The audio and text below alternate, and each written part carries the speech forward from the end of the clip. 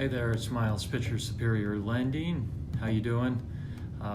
We love helping our people get mortgages, and I joke that we put our people in debt. It's a good kind of debt. I'm sure you've seen that rates are still fabulous. It's a joke that everybody's talking about rates. I wanted to share something with you today, a tip that I think is pretty cool. Number one is to think about this. Did you realize that the number one search engine is Google? I'm sure you knew that. Number two search engine, or the way people search now online, is through YouTube. Okay, video is huge. It's growing like crazy. I want to give you guys an idea today on how to start recording some videos and put them on YouTube and start building your presence there. So the reason why we do this is, number one, it starts building into the search engines. It becomes a library of resources that you can pass out to your clients. One of the very top videos out there that I think all of you should do immediately is mistakes of first-time home buyers. So I'm going to share with you guys today what I see as 7 mistakes of first-time home buyers, and I'd encourage you to go record. Use your iPhone.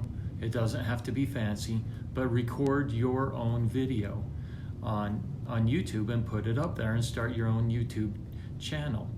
And then you can link it into your social media. But here's the 7 mistakes. I will post this in the text, but number one mistake is not getting pre-qualified.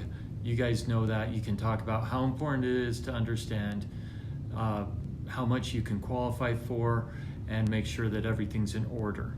Okay, do that before you even go looking at houses. Okay. Number 2 mistake of a first-time home buyer is looking for that unicorn house, right? If you are so specific on the house you want, you're going to have a hard time finding exactly what it is. Let it meet 75% of your criteria. You will love it. It'll be a great house.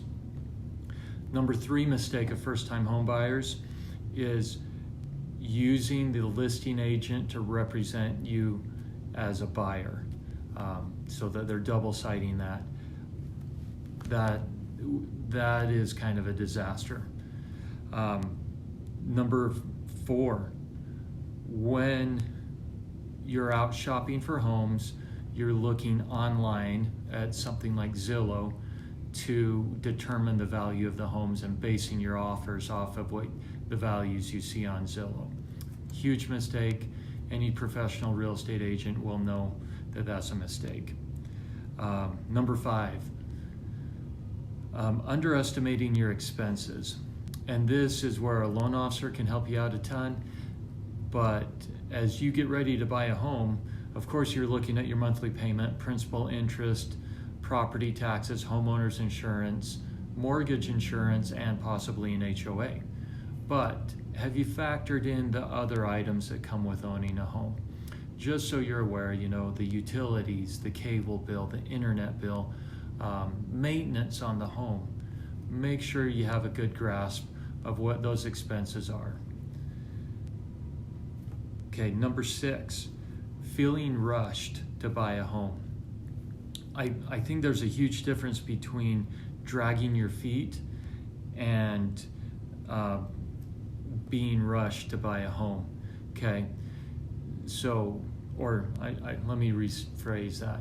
There's a difference between dragging your feet and not rushing yourself to buy a home. We all know about the people who drag their feet, who can't make a decision, but I also think people need to get in a spot where they're ready to shop, so that if the right home pops up, they are ready to roll, they're ready to make an offer, and they're going on it.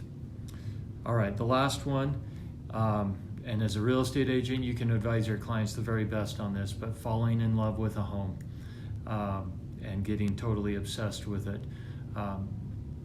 We've seen too many times people who get just heartbroken when they fall in love with home, but for some reason they lose out in negotiations, or whatever happens, they lose that home. So be careful about that.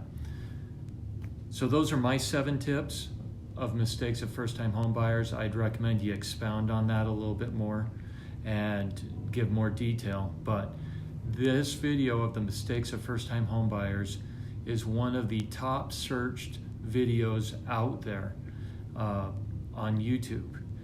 And so, yeah, record that video, put it out there. One of the rules that I say when you make a post online is you should do one of 3 things. Number 1, you should make your clients laugh, you should scare them, or educate them. And so think about that as you're making your posts, so that you're just not making stagnant posts online. But start rolling into the video if you haven't. Look at using YouTube. It's an incredible resource. Hope you guys have a great week. Miles with Superior Lending.